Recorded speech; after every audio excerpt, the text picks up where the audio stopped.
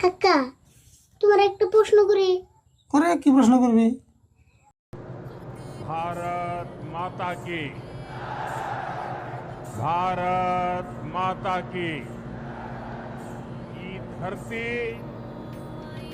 माता सीता और ইন্ডিয়াতে বিনা কারণে মসজিদ ভাঙার কারণে মোদী সরকারের বিরুদ্ধে স্বৈরাচার ঘোষণা দিয়ে যুদ্ধ ঘোষণা করলেন আমাদের বলিউড সুপারস্টার সালমান খান। এই ভিডিওটা দ্রুত শেয়ার করে অন্যদের দেখার সুযোগ করে দিন। এই